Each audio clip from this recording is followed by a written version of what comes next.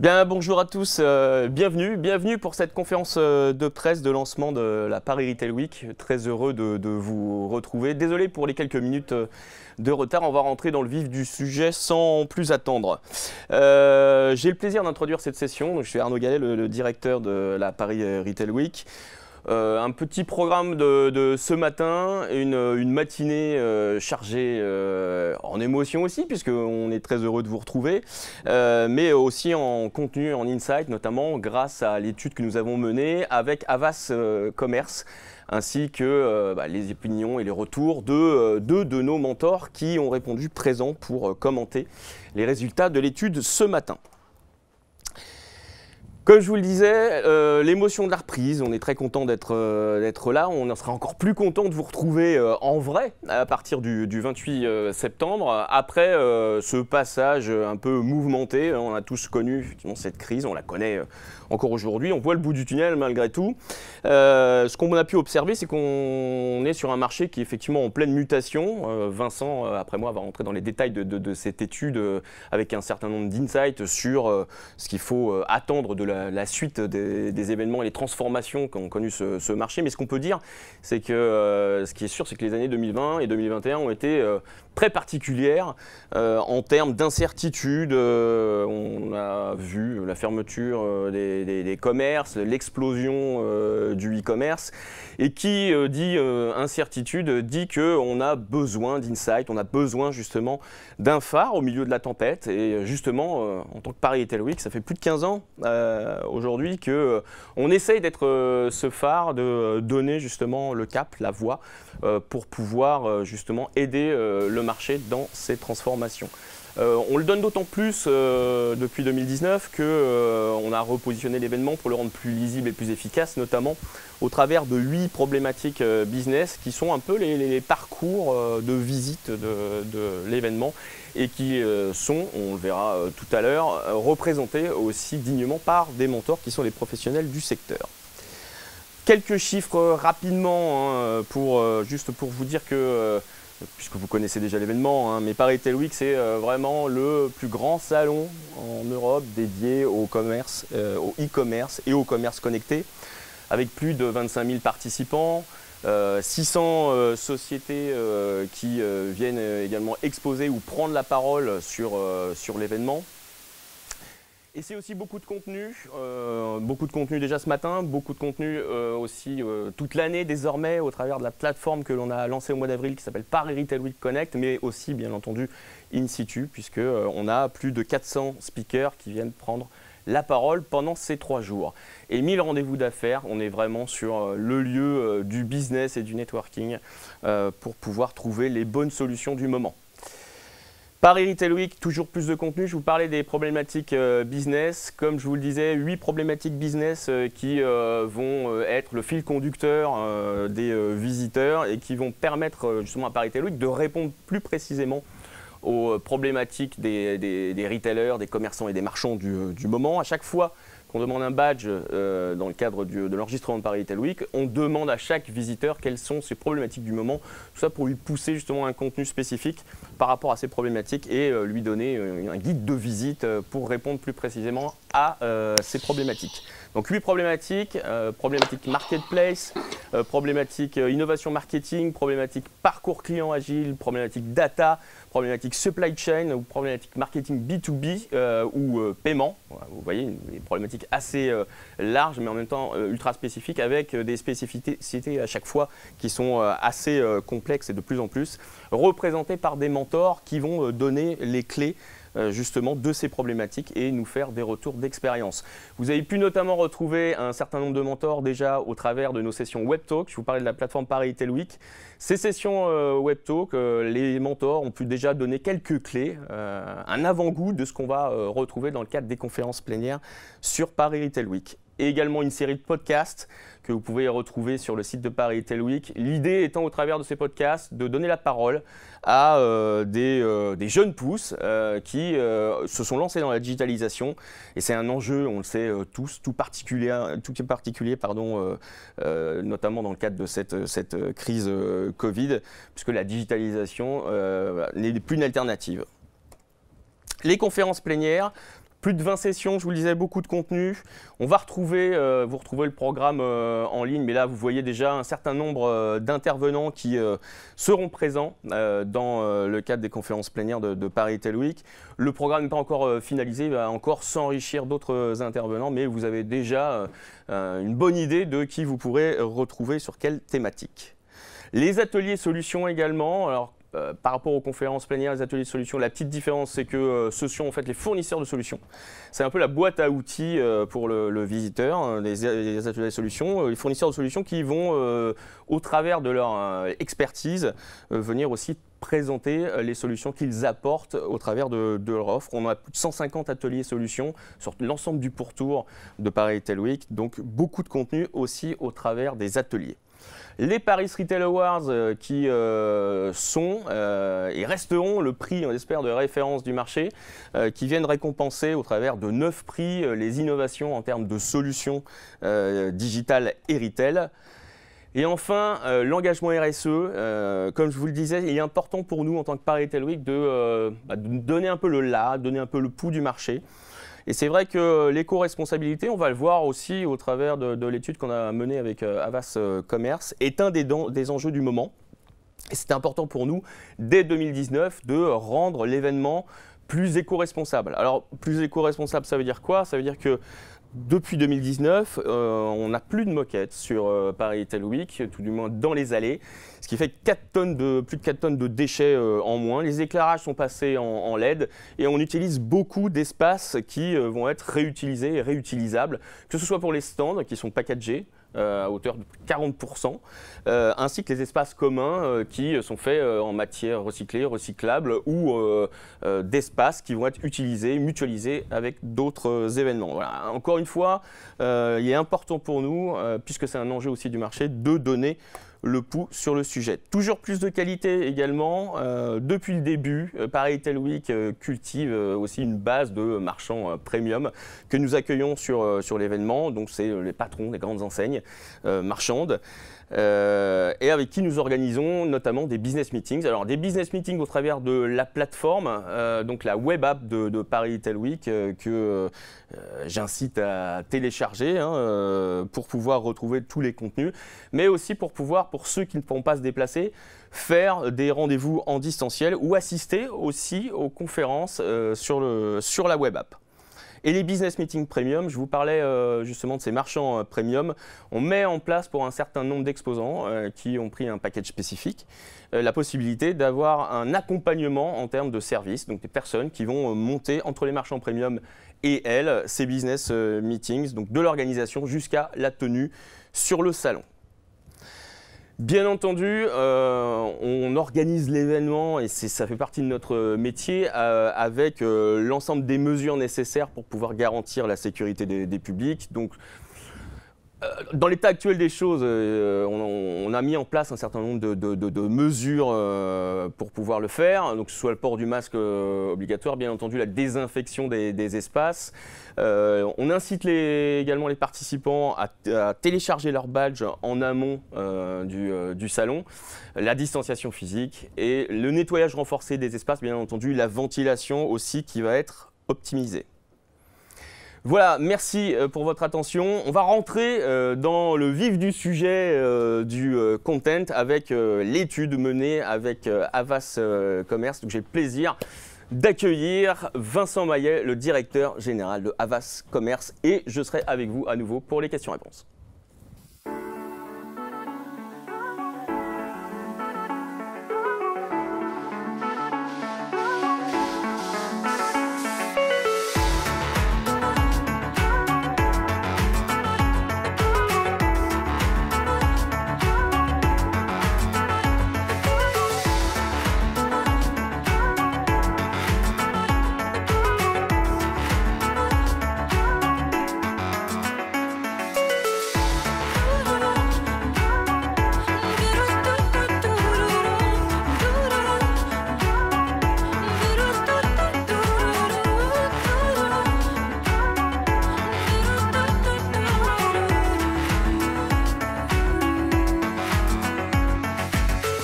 Bonjour à tous, merci Arnaud pour cette introduction. Merci à toutes d'être là. Donc, je suis Vincent Maillet, directeur général et fondateur d'Havas Commerce.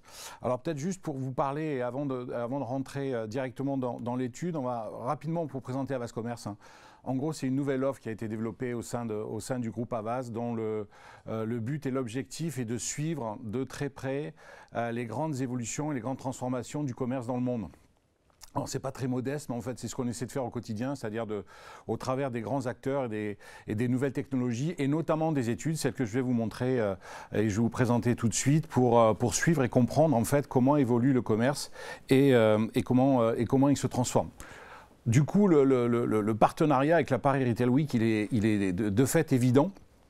Et je trouve que c'est très important, vous allez le voir dans l'étude, aujourd'hui d'avoir des événements comme la Paris Retail Week qui aident les distributeurs et globalement tous les acteurs du commerce à comprendre un peu ce qui est en train de se passer et à découvrir des solutions. Alors rapidement, on a fait cette étude à la fois au travers du réseau Havas Commerce dans le monde. Donc il y a 31 pays qui ont participé. On a eu aujourd'hui 30 grands marchés qui ont participé à cette étude. Donc on a interrogé essentiellement des professionnels de la distribution, qui soient pure player ou click and mortar. Donc les grandes zones, c'est quoi? C'est l'Europe, l'Amérique du Nord, bien sûr, l'Asie, l'Amérique latine. Et puis c'est aujourd'hui 187 professionnels, on va le voir juste après, 187 professionnels qui ont répondu présents et qui ont répondu à un questionnaire de plus de 31 questions. Alors vous le voyez, 84% des répondants ont plus de 36 ans, avec 39% qui ont 50 ans et plus. Alors, cette période, nous, en gros, quand on a commencé à discuter avec Arnaud et les équipes de la Paris Retail Week, on s'est dit c'est quand même vraiment le moment d'interroger les professionnels du monde entier, parce que ce qui s'est passé quand même, ça... Alors, certains ont utilisé le mot de guerre, mais en fait, on n'est pas loin de ça. C'est-à-dire qu'on a quand même changé assez lourdement le quotidien de millions de consommateurs et de millions de citoyens, de milliards même de citoyens. Et donc, ce qu'on a voulu voir, c'est comment les professionnels avaient perçu cette période, en quoi elle avait influencé leur comportement, et puis quelles étaient aussi leurs perceptions des consommateurs dans leur choix et dans leur quotidien. Alors, le premier point qui est à retenir... Alors, ça ne va pas être une surprise, mais c'est qu'en gros, il y a une peur mondiale sur le commerce. C'est-à-dire que cette crise du Covid a été vécue de toute façon, de façon très violente par tous les consommateurs. Donc on voit que 61% des professionnels du commerce qui déclarent avoir observé chez les consommateurs une plus grande inquiétude. Ils estiment que les consommateurs sont plus regardants avant d'acheter. On le verra un peu plus loin, c'est-à-dire que les mesures sanitaires, le fait déjà même de venir en magasin, de se déplacer, de toucher des produits, de toucher des caddies, enfin tout ça était très anxiogène, l'est toujours un peu d'ailleurs pour les consommateurs. Et puis aussi cette espèce de conscience environnementale, sociale, qui touche aujourd'hui tous les consommateurs dans le monde. C'est-à-dire qu'on a vraiment le sentiment que ce couvre-feu et ce lockdown, entre guillemets, a généré chez les consommateurs cette envie de revenir à l'essentiel, au local et à leur vie, à l'amélioration de leur quotidien. 85% donc des commerçants déclarent avoir constaté des changements de comportement chez les consommateurs. Donc voilà, c'est dire à quel point les mouvements et les changements de comportement ont été massifs. La difficulté des commerçants, et ça on le voit partout, ça a été de mettre en place des mesures barrières, des solutions pour rassurer les consommateurs, parce qu'on le verra un peu plus loin, ils viennent de moins en moins souvent dans les enseignes. Donc l'idée et le principe et le gros travail qu'ont fait toutes les enseignes en France et en Europe et dans le monde, ça a été de valoriser la sécurité sanitaire dans les magasins pour que les gens viennent et acceptent de consommer avec non pas, totale garantie en fait. Donc on le voit par exemple ici, 66% des professionnels du commerce qui ont augmenté leurs investissements en matière de sécurité sanitaire. Pour exemple, Lidl a dépensé quasiment 20 millions d'euros pour son protocole sanitaire, c'est dire les efforts qui ont été faits par les distributeurs dans ce sens. Alors, un pouvoir d'achat qui n'a pas réellement été amputé par la pandémie. Là, on vous montre aujourd'hui des chiffres globaux. C'est-à-dire qu'en gros, on a consolidé sur les près de 200 professionnels du commerce qu'on a interrogés. On a consolidé les chiffres, donc c'est des moyennes. Au mois de septembre, donc lors de la conférence d'ouverture, on vous présentera aussi le focus zone par zone et pays par pays. Parce que c'est assez intéressant de voir que ces chiffres de pouvoir d'achat, par exemple, peuvent être pondérés en fonction des pays. Puisque, bon, voilà, tous les pays n'ont pas géré cette crise de la même manière. L'année 1 d'un changement profond de paradigme. Nous, on a été assez interloqués par les résultats. C'est-à-dire qu'ils sont assez massifs, vous allez voir. Ils sont assez tranchés, finalement. Et donc, on voit très bien que tous les distributeurs dans le monde, aujourd'hui, ont compris le message qui a fait passer la pandémie. Et ce message, en fait, il est de plusieurs natures. Alors d'abord, les consommateurs qui viennent de moins en moins en magasin. Et donc ça a conduit à des choses et à des comportements qui sont qui ont accéléré en fait, notamment l'usage du e-commerce. On va le voir un peu plus loin.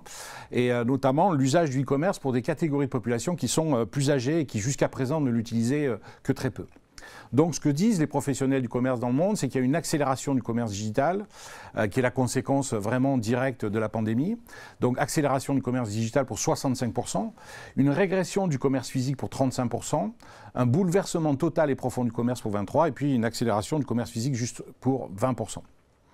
Ce qu'on constate aussi, c'est que cette pandémie, elle a aussi modifié assez fortement, alors ce n'est pas une étude média, hein, mais en tout cas on a posé la question justement auprès des distributeurs pour savoir finalement quels sont vos arbitrages d'un point de vue média. Est-ce que vous allez continuer à conserver les médias traditionnels ou est-ce que vous allez très fortement vous orienter vers le digital? Alors on le voit, il y a sur les médias traditionnels, il y a une volonté de réduire les investissements de 28%. Alors, on est en pleine pandémie, hein. Est-ce que ces chiffres vont rester? J'en sais rien. Les choses vont évoluer sans doute. Et puis, il y a une augmentation des investissements dans les médias digitaux pour 62% des commerçants dans le monde. Un coup d'arrêt à la mondialisation avec un point d'interrogation. Hein. Pour le coup, je ne voudrais pas insulter l'avenir, mais ce qu'on constate, et c'est très intéressant, alors c'est des chiffres en plus qui sont corroborés par des études qu'on a menées aussi sur la France et sur quelques pays européens.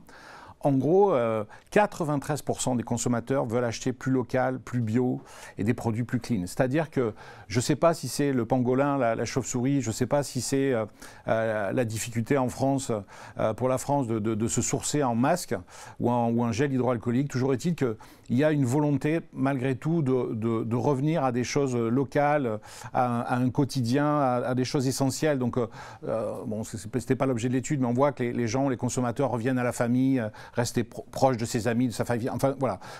Finalement, l'environnement proche devient encore beaucoup plus important pendant et après cette pandémie qu'avant. Des consommateurs qui font plus d'achats en ligne, pour 86% des distributeurs qui nous font cette réponse. Donc on l'a vu dans les chiffres, hein, clairement le commerce en ligne a explosé, le drive a explosé, la livraison a explosé, mais partout dans le monde en fait, et surtout en Asie, hein, mais pas qu'en Asie. C'est assez surprenant de voir aussi qu'en Europe, on a des taux de réponse justement sur la digitalisation et le e-commerce qui sont très forts. Des consommateurs qui font moins d'achats, on en a parlé, des consommateurs plus exigeants sur les engagements sociaux, environnementaux des entreprises. Donc Arnaud en a parlé aussi par rapport à la Paris Retail Week. Je pense que c'est des points qu'il faut prendre en considération et ça fait partie de l'évolution du commerce global. Des consommateurs qui regardent plus avant d'acheter, donc ils sont plus méfiants sur l'origine des produits, la qualité des produits qu'ils consomment. Et puis bien entendu, ils sont plus inquiets, mais ça, on l'a vu tout à l'heure. Alors quelques exemples du retour au local. Nous qu'on aime bien, alors on a pris des exemples qui viennent d'un peu partout, mais qui sont assez intéressants. Donc la marketplace, voilà, la beauté française, hein, qui développe des produits locaux d'origine française. Farm Drop, qui est aussi un sujet très intéressant. En fait, c'est une enseigne qui s'engage à vendre essentiellement des produits de producteurs locaux. Vous prenez aux États-Unis Whole Foods, par exemple, et aussi dans cette logique-là. Veja aussi, le pionnier de la basket écolo qui veut recycler ses vieux modèles. Ikea qui propose le Circular Hub, c'est-à-dire toute une offre de produits d'occasion pour les clients. Et puis Uniqlo qui a ouvert un magasin en fait qu'on appelle donc dans le Tokyo historique. Et dans ce magasin, dans cet espace, ils ont mis en valeur énormément d'artisans, de petits commerçants, de petits fabricants, de makers à l'intérieur du magasin pour les valoriser. Donc toujours pareil, on revient, on se recentre sur le local, et, y compris quand on s'appelle Uniqlo, hein, qu'on est une chaîne mondiale, on met en valeur les artisans du local. Alors, comment les professionnels du secteur envisagent le futur? Alors, la première chose qu'on leur a... Enfin, parmi les questions qu'on leur a posées, on leur a posé la question de savoir quels sont pour eux les grands concurrents mondiaux, généralistes, qui pour eux vont driver les évolutions du commerce. Ça nous a surpris, mais c'est très intéressant de voir que finalement il y a deux catégories qui se détachent. Les techno-natifs, donc là je pense que je ne surprendrai personne, hein. On appelle les techno-natifs, c'est Amazon, Google, Alibaba, JD.com, Flipkart en Inde, etc. Donc c'est tous ces acteurs du numérique et du digital. Et en fait, c'est presque plus des boîtes de digital qui ont jeté leur dévolu sur la distribution. Et puis les discounts natifs. Alors ça aussi, c'est très intéressant. On voit qu'il y a un mouvement mondial autour du discount. Il y a un besoin d'engagement sur les prix.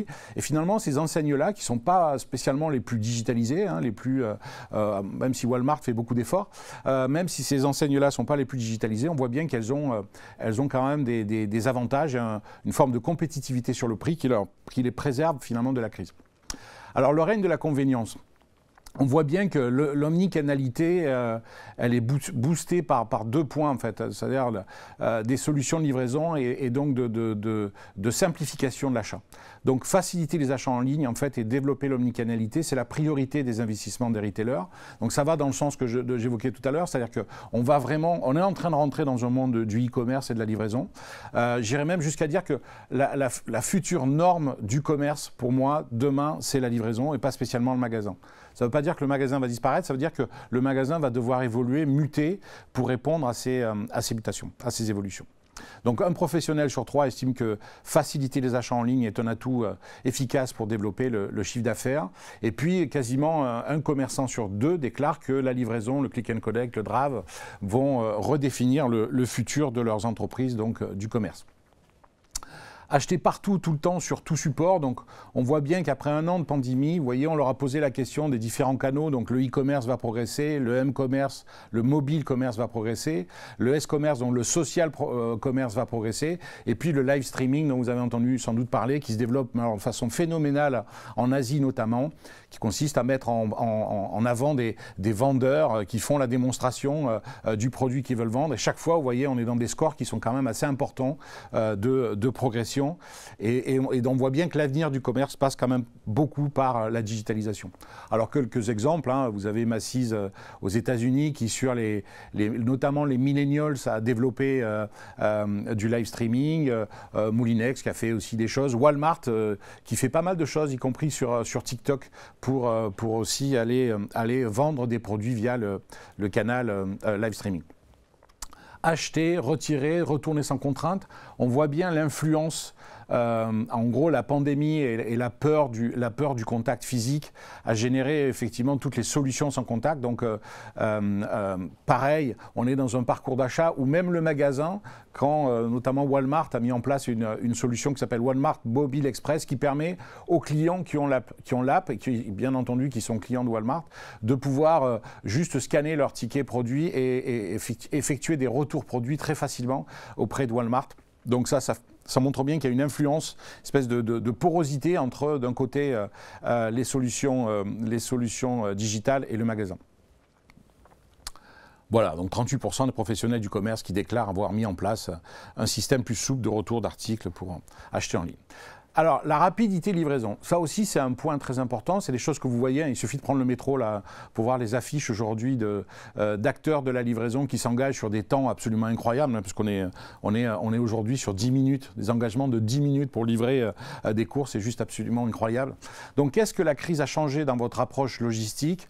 On voit que les distributeurs parlent, quasiment un distributeur sur 2, hein, développer l'omnicanal, développer des partenariats pour renforcer mes capacités logistiques, c'est ce qui est en train de se passer, c'est-à-dire qu'il y a une espèce de nouveau secteur qui se crée de livreurs, alors qui existait déjà, hein, mais on voit bien qu'il y a un intermédiaire aujourd'hui entre les distributeurs et les consommateurs qui sont toute cette catégorie des livreurs qui est en train de fleurir et d'éclore un peu partout dans le monde. Développer des méthodes alternatives de livraison. Là aussi, hein, on le voit, alors notamment en Chine, mais aussi chez Amazon et y compris chez Walmart. Il y a des solutions aujourd'hui de livraison avec des navettes autonomes, des drones qui commencent déjà à livrer un peu partout aux États-Unis, en Norvège, en Australie. Google aussi est en train de tester des solutions de livraison avec des drones. Donc voilà, on voit bien qu'il y a cette accélération des solutions de livraison. Réfléchir à une nouvelle localisation des entrepôts pour mieux répondre aux commandes en ligne, ça aussi, ça fait partie des évolutions fortes que le commerce va connaître dans les prochaines années. C'est-à-dire ce qu'on appelle le phénomène des dark shops, c'est-à-dire des mini-entrepôts, des mini-magasins avec un certain nombre de références essentielles mais réduites qui permettront à des livreurs en vélo, par exemple, ou à pied, d'aller livrer très rapidement les clients, d'où les engagements en dessous de 10 minutes aujourd'hui pour livrer un client. Renforcer la livraison du dernier kilomètre, bien sûr. Bon, rien de tout cela, voilà. Alors, qu'est-ce que les consommateurs attendent en priorité? C'est toujours les commerçants qui répondent, mais vous voyez dans les résultats, enfin, on a des scores qui sont absolument incroyables au niveau mondial, donc la cohérence des réponses, donc une plus grande rapidité de livraison. Donc, on voit bien qu'on est rentré dans une course au temps, une course à la rapidité de livraison. Et donc là, enfin, on se demande d'ailleurs jusqu'où ça va aller, puisqu'on est déjà à des engagements de 10 minutes. Donc est-ce qu'on va descendre en dessous des 5 minutes? J'en sais rien. Mais en tout cas, voilà, cette rapidité de livraison est une préoccupation et une demande très forte des consommateurs. En tout cas, c'est ce que pressentent les distributeurs. Ils attendent des promos, ils attendent des prix bas pour 88%, plus de sécurité, bien entendu, on a parlé de la peur, une plus grande flexibilité pour les achats en ligne, ça aussi c'est un sujet, c'est-à-dire que dans toute la chaîne, que ce soit logistique, livraison et bien entendu retour, on voit bien que les consommateurs finaux attendent beaucoup plus de flexibilité, d'engagement, de service, de fiabilité, voilà, tout ça doit être le plus fluide possible. Plus de choix. Ça aussi, c'est un phénomène qu'on a constaté avec l'évolution des marketplaces. Quand vous voyez que Amazon aujourd'hui est capable de proposer à peu près 300 à 350 millions de références sur ses marketplaces, Alibaba, quand vous agglomérez la totalité des marketplaces Alibaba, on est à 1 milliard de références proposées aux clients qui utilisent ces marketplaces. Donc on voit bien que le choix devient un élément très important de sélection d'une enseigne et d'un pure player. Des avantages sur la carte de fidélité, plus d'engagement sur le bio et naturel. Ça, c'est vraiment tout ce qui est bio, naturel, retour au local, c'est vraiment un engagement, enfin en tout cas un besoin qu'on retrouve partout. Consommation locale, bien entendu, des marques proches de leurs clients, des expériences inédites en magasin. On le verra un peu plus loin, mais il va vraiment falloir que le magasin évolue, que tous les magasins évoluent, pour ne plus devenir simplement un lieu de course, un lieu où on vient se ravitailler, mais un lieu où on vient vivre une expérience, quelque chose, enfin en tout cas une valeur ajoutée à l'intérieur du parcours d'achat omnicanal plus importante. Alors, qu'est-ce que la crise a changé dans votre approche logistique? On a essayé d'être encore plus précis sur ce que les distributeurs comptent faire évoluer dans leur modèle. Développer l'omnicanal, donc on voit bien qu'on est rentré dans un monde omnicanal à fond, voilà, donc près d'un distributeur sur deux, mais c'est quand même assez important. Développer des partenariats pour renforcer mes capacités logistiques. Je pense que tous les distributeurs aujourd'hui dans le monde sont en train de réfléchir et de sourcer des solutions pour aller plus vite et pour améliorer tout ça. Développer des méthodes alternatives de livraison. Réfléchir à une nouvelle localisation des entrepôts, donc ce qu'on évoquait tout à l'heure avec notamment les dark shops, renforcer la livraison du dernier kilomètre. Alors, vers un commerce sans couture et sans contact, un des points clés quand même de cette pandémie, c'est qu'en fait l'argent liquide a quasiment disparu. Hein. Tous les clients se sont mis à... Pourquoi? Parce qu'un billet, une pièce, elle est susceptible d'être infectée. Donc on voit bien que l'utilisation du sans contact et du QR code, qui est un usage quasi quotidien notamment en Asie et notamment en Chine, avait du mal à s'imposer en Europe et notamment en France. On voit aujourd'hui que ça fait partie des solutions qui sont utilisées partout, y compris en Europe. Donc il y a une accélération là aussi des changements de comportement. Des investissements qui vont dans le sens de la digitalisation, je vais y arriver. 52% des commerçants ont revu à la hausse leurs investissements pour développer les solutions de paiement et 54% ont augmenté leurs investissements dans la digitalisation des points de vente.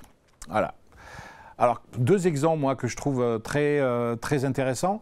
Vous avez sans doute entendu parler des magasins Amazon Go, hein, qui consistent à se faire identifier via son mobile au portique d'entrée du magasin, puis après, vous faites vos achats et vous sortez sans avoir à payer, sans avoir à attendre en caisse, en fait. Voilà, vous êtes géolocalisé, on vous a identifié en entrant dans le magasin et vous sortez directement, vous recevez une facture, tout va bien. Et donc, Amazon a fait évoluer encore ce ce système avec la possibilité de paiement via la reconnaissance de son empreinte, l'empreinte de la main. Voilà, vous avez juste à passer la main au-dessus du capteur et vous avez payé. Donc voilà, donc vous êtes identifié. En Chine, vous avez la reconnaissance faciale pour le paiement. C'est-à-dire vous pouvez aller en magasin sans votre portefeuille, sans votre mobile. En fait, il suffit de sourire à la caméra, de donner les 4 derniers chiffres de votre mobile à la caissière et vous êtes identifié et vous avez payé. Et Walmart, toujours dans ses solutions de fluidification du shopping, Walmart, qui est quand même un distributeur centré et prioritairement orienté vers les magasins, a créé une application, en tout cas a racheté plutôt une application, qui est très intéressante, en fait, qui permet de modéliser pour la vente de textiles le corps des personnes qui veulent essayer, qui veulent acheter des vêtements. C'est-à-dire qu'en fait, la caméra est capable finalement de vous mesurer et quand vous commandez votre produit, vous augmentez les chances de recevoir la bonne taille. Toujours pour faciliter, fluidifier les achats. Vers une redéfinition du rôle du magasin, ça c'est un point important. Alors là j'ai mis l'exemple de Burberry, vous avez aussi Starbucks à Shanghai qui fait des choses assez intéressantes. 66% des commerçants aujourd'hui qui déclarent que les consommateurs attendent de vivre des expériences inédites en magasin. C'est un point important, c'est-à-dire que dans une nouvelle ère qui est en train de s'ouvrir, qui va être beaucoup plus digitalisée, où le e-commerce va se répandre comme une traînée de poudre en fait dans tous les types de commerce. Faire venir en magasin consiste aussi à proposer une expérience, quelque chose en plus aux consommateurs. Donc Burberry a fait un truc très intéressant avec WeChat en Chine. Hein. WeChat c'est l'équivalent d'Alipay, donc c'est une super app dans laquelle on peut avoir un tas de fonctionnalités et qui est quasiment chargée sur tous les portables des Chinois ou presque. Et donc avec WeChat, vous bénéficiez d'un parcours client à l'intérieur du magasin Burberry qui est très différent, très enrichi et très rigolo. Starbucks a fait la même chose aussi avec Alibaba et Taobao. On est en train alors, je sais que c'est dur d'entendre ça, mais je dis dans l'ère du post-magasin, tout miser sur l'UX, c'est un peu ce qui est en train de se passer. Hein. C'est-à-dire qu'on voit bien que pour continuer à faire venir les clients en magasin, il faut leur donner des raisons de venir. Est-ce que c'est le conseil? Est-ce que c'est un parcours d'achat particulier? Est-ce que c'est vivre une expérience du produit? Toujours est-il qu'il va falloir que le magasin évolue dans ce registre. Y compris les magasins du frais. Alors, moi, j'ai eu la chance d'aller visiter ces magasins qui s'appellent HypoFresh. Donc, c'est le groupe Alibaba qui a créé ces magasins. Ce sont des magasins qui sont hyper digitalisés, hein, c'est-à-dire que vous faites tout avec le mobile, toutes les étiquettes sont connectées bien entendu, des QR codes partout, voilà, et donc bien entendu le paiement avec reconnaissance faciale, etc. etc. Mais les magasins sont aussi des entrepôts, c'est-à-dire que au sein du magasin HypoFresh, vous avez des personnes qui peuvent pour vous mettre les produits dans les petits sacs verts que vous voyez et qui viennent directement vers une espèce de hub où vous avez tout un tas de livreurs en vélo ou en mobilette ou en scooter électrique bien sûr qui peuvent vous livrer très très rapidement. Donc voilà, ça fait partie des nouveaux points de vente à la fois digitalisés puis totalement adaptés à la livraison. Alors, la data, technologie prioritaire à déployer, moi, c'est pas une surprise, mais c'est important de le noter. Finalement, la data et surtout le CRM, c'est le carburant du e-commerce. Voilà, c'est comme ça qu'on génère du trafic, c'est comme ça qu'on arrive à déterminer et à connaître ses clients. Donc c'est une stratégie CRM aujourd'hui pour quelques commerçants que ce soit. Elle est incontournable s'il veut fidéliser et puis bien appréhender, bien connaître ses clients. Donc pour un distributeur sur deux, c'est la technologie sur laquelle ils vont se concentrer et qui comptent déployer dans les mois et les années à venir. Les magasins sans caisse, je pense que là aussi, la plupart des distributeurs dans le monde ont compris le message. Alors, il y a le message technologique, il a été passé par Amazon hein, avec son magasin Amazon Go sans caisse. Mais la pandémie, elle a généré ça aussi. C'est-à-dire que s'arrêter en caisse aujourd'hui dans une période où on a peur d'être contaminé, puis surtout de contaminer ces hôtesses de caisse qui étaient quand même au front en face de milliers de clients qui passaient devant elles. Pour toutes ces raisons, peut-être que demain, la solution ou une partie de la solution pourrait être le magasin sans caisse. Le QR code, je l'évoquais tout à l'heure, là pour le coup on est entré dans une forme d'asiatisation, excusez-moi pour ce néologisme, hein, mais du commerce mondial, puisque le QR code est très déployé en Chine. Vous payez à peu près partout, il y a même les sans domicile fixe, pour certains font la quête ou demandent de l'argent via un QR code et les gens scannent le QR code de sans domicile fixe pour leur donner de l'argent. Donc c'est dire à quel point le QR code est déployé en Chine et en Asie. La géolocalisation, la livraison automatisée, la réalité augmentée, voilà, le paiement biométrique, les super apps. Enfin, on voit qu'il y a une batterie de technologies aujourd'hui qui participent de ce parcours d'achat fluidifié, simplifié et puis sans contact. Alors, quelle technologie allez-vous être amené donc à déployer? Bon, c'est à peu près les mêmes réponses. L'utilisation de la data, bien entendu, elle permet d'optimiser le parcours d'achat. On voit qu'il y a un grand mouvement assez intéressant d'ailleurs entre donc la collecte de data puis l'usage de la data. Le groupe LVMH, on ne peut pas considérer qu'LVMH soit un distributeur, mais cette association et ce partenariat avec Google Cloud est assez intéressant justement sur la capacité à gérer la data, bien entendu, Intersport qui automatise la fiabilisation de ces données produits. Le prix, vous l'avez vu tout à l'heure, en fait, entre les technos natifs et les discounts natifs, on voit bien que cette catégorie de discounts natifs et donc d'enseignes qui sont capables de s'engager sur le prix sont toujours très présentes sur le marché et sur l'industrie du commerce au niveau mondial. C'est toujours le cas aujourd'hui, hein. On voit que 88% des commerçants positionnent en 3e place le prix dans les priorités des consommateurs. Et puis, alors même si c'est que 41%, c'est quand on souhaite développer son chiffre d'affaires, quand on souhaite faire plus de trafic en magasin, le prix reste le meilleur levier pour créer du trafic. Alors, les 7 points clés qu'on a voulu résumer de cette façon. Donc, vous l'avez compris, la peur domine le commerce mondial. Voilà, c'est elle quand même qui a présidé à tous les changements de comportement qu'on a vus aujourd'hui au niveau mondial. Le quick commerce, donc qui va devenir, de notre point de vue, la nouvelle norme du commerce mondial post-pandémie. C'est-à-dire qu'on va vers une accélération et partout. On le voit en Russie, on le voit dans tous les pays. Commence à y avoir des acteurs qui s'engagent sur des délais de livraison absolument dément. Le prix, premier argument du commerce, le bio, le sain, le local, donc, qui sont les 3 piliers du commerce souverain. Et donc cette idée que les consommateurs veulent renouer avec l'essentiel, le local, la qualité de vie locale et en grande proximité. La livraison, le click and collect, le drive, qui sont les enjeux des investissements des distributeurs dans les prochaines années. Et puis le magasin qui a une place à trouver, une expérience aussi à réinventer. Et la data, bon, ça on l'a vu avec cette idée que la data, de toute façon, est le carburant du e-commerce mondial. Juste pour finir, en fait, en conclusion, je pense que c'est important de replacer finalement la Paris Retail Week dans le contexte de l'évolution du commerce mondial. Je pense que c'est très important aujourd'hui d'assister, de venir dans ce type d'événement où vous allez découvrir de l'innovation, des professionnels, tous ces gens qui vont se poser, qui se posent des questions ou qui sont en train de faire évoluer leur modèle.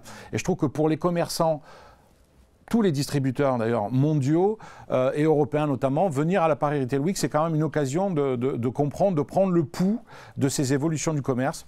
Et je trouve que l'étude montre bien que c'est le moment finalement de se poser les bonnes questions et d'investir au bon endroit, dans la bonne technologie pour continuer à avoir des clients et à se développer dans son business de commerçant. Voilà, merci beaucoup.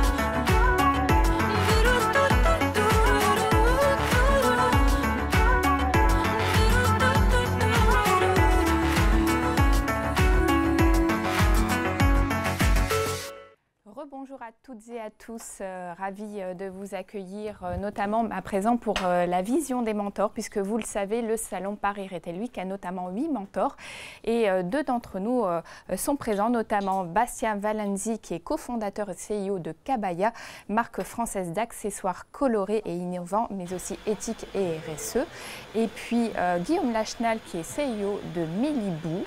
Alors Milibou, une marque qu'on ne présente plus. Bonjour à tous les deux, bienvenue. Bonjour, merci. Merci notamment d'être présent et de présenter, de réfléchir avec nous, de commenter les résultats de cette étude. Il y a notamment un point sur la redéfinition du rôle du magasin, puisqu'on l'a vu au travers de la présentation, la période a été particulièrement impactante pour les magasins physiques qui se sont vus contraints de fermer leurs portes pour des durées indéterminées, et cela à plusieurs reprises. Il y a eu un basculement mondial qu'on a vécu, et donc 76% des commerçants déclarent que les consommateurs attendent de vivre des expériences inédites. Bastien Valenzi, j'aimerais avoir votre avis, savoir ce que ça vous inspire et quelle est votre position à cet égard. Alors effectivement, il y a eu plein de choses très intéressantes qui sont dites pendant cette étude, notamment une chose qui m'a marqué, qui est il faut donner une excuse aux clients de venir en boutique. Effectivement, le e-commerce a changé complètement la donne. Aujourd'hui, le e-commerce a permis de casser la barrière à l'entrée pour construire un business. N'importe qui peut ouvrir un site et créer un produit en 48 heures et commencer à le vendre et monter en puissance. C'est ce qui fait qu'il y a une concurrence accrue aujourd'hui, que nos coûts d'acquisition d'ailleurs ont explosé en e-commerce, d'où la nécessité économique dans un petit 1 d'ouvrir des boutiques, parce que le business model pur e-commerce n'est plus viable vu la concurrence accrue, et une nécessité vraiment purement sociétale qui va dans le sens de l'évolution du commerce, qui est effectivement le besoin de créer une expérience. Du coup, quand vous créez une boutique aujourd'hui, c'est très différent d'il y a une certaine époque où vous vendiez uniquement des produits. Aujourd'hui, vous devez vendre une expérience, faire passer une expérience en e-commerce. Ça se fait, on le fait par des vidéos, des photos, une logistique irréprochable avec Instagram, des réseaux sociaux qui vous transmettent certaines valeurs de la marque. Mais le lien humain, on a pensé qu'il allait être perdu à un moment. Quelques années, on se demandait si les boutiques allaient survivre, si le commerce physique était mort ou pas, et que le e-commerce allait le remplacer complètement. Aujourd'hui, on en est sûr, même après la pandémie qu'on a connue, on est sûr que le commerce physique va survivre, et au contraire, il n'aura jamais été autant nécessaire, parce que les gens ont besoin de liens sociaux. Malgré l'univers, dès la réouverture des boutiques, on a vu des queues assez incroyables dans un certain nombre de magasins. Le physique a fait des super scores dès la réouverture. On a vu que malgré la peur de la maladie, les gens avaient besoin de consommer en physique, besoin de parler à des vendeurs. Et du coup, on s'est aperçu que la stratégie d'ouverture de magasins physiques était hyper pertinente. Du coup, d'où l'intérêt effectivement d'avoir une expérience dans le magasin. Nous, par exemple, pour parler très concrètement, nous on a des petits magasins de 40 mètres carrés, donc c'est dur de créer des vrais lieux de vie et de proposer énormément de services dans 40 mètres carrés. Mais par exemple, tout bêtement, on a une petite roue du bonheur. Si vous allez sur notre site aujourd'hui, il y a une petite roue du bonheur qui vous permet de récupérer de la data. La data, c'est un sujet qu'on parlera juste après, qui est hyper important. Et du coup, vous tournez la roue, vous mettez votre mail et vous avez le droit à un petit code promo ou un petit goodies. Cette expérience-là, on la reproduit en vrai, en boutique. On a une grande roue quand vous arrivez dans la boutique, et c'est quelque chose qui définit un peu le parcours client et qui vous permet d'adhérer un peu à l'univers de la marque, un peu décalé, un peu fun, etc. Et des petites choses toutes bêtes comme ça font que les clients ont envie de venir en boutique, se sentent impliqués dans l'expérience de la marque et ont quelque chose à raconter. Un truc hyper important, c'est de ne plus acheter seulement des produits. Enfin, c'est ce qui fait le succès de notre marque, c'est quand vous achetez un produit ou quand vous venez en boutique ou quand vous avez sur le site, vous avez forcément quelque chose à raconter. Une petite blague pas drôle en bas de notre site, de nos newsletters, dans nos magasins, la petite roue à tourner, nos produits avec une astuce, etc. Et c'est vraiment ça qu'il faut développer aujourd'hui en expérience physique et qui est hyper important, c'est toujours d'avoir quelque chose à raconter pour le bouche à oreille. Voilà. Merci Bastien. Guillaume Lachenal, CEO de Milibou, vous vouliez également réagir sur cette redéfinition du rôle du magasin? Oui, alors vous parliez de basculement, mais nous, on est un ancien pure player, mais on a ouvert notre premier magasin il y a 6 ans maintenant. Donc on commence à avoir un peu de recul. On a ouvert des magasins connectés. Donc à l'époque, on l'appelait comme ça. Aujourd'hui, on parle plus traditionnellement de mi-canal. Et nous, ce qu'on a réellement vécu à travers cette pandémie, c'est une accélération du concept mi-canal. Il était déjà très présent chez Milibou. Milibou a eu beaucoup de succès, les produits Milibou ont eu beaucoup de succès durant cette période. Et je pense que l'une des raisons, c'est que du point de vue omnicanal, on était totalement prêt. Et ce que ça a mis en avant, et je pense pour beaucoup de marques qui étaient en train ou qui se questionnaient sur ces sujets-là, c'est que le consommateur, lui aussi, il est déjà prêt en fait. Parce que si on revient un petit peu en arrière, 15 mars, tout le monde panique, plus personne ne consomme. Fin mars, début avril, le consommateur commence à être rassuré, se remet à consommer. Mi-avril, il se met à consommer massivement, il se dirige vers tous les sites internet. Nous, on a vu exploser notre compteur de trafic. Et en fait, en un mois, le consommateur a complètement basculé, s'est mis à acheter des meubles, ce qui est quand même pas anodin en e-commerce, de façon extrêmement naturelle. Et voilà, et il était déjà prêt. Et en fait, c'est souvent les enseignes qui n'étaient pas prêtes. Très bien, merci. Alors Bastien, vous vouliez également réagir sur la data technologie prioritaire à déployer, puisque les professionnels ont notamment identifié que la connaissance client était au cœur du métier de e-commerçant. Qu'en pensez-vous? Est-ce que pour vous, c'est également une priorité?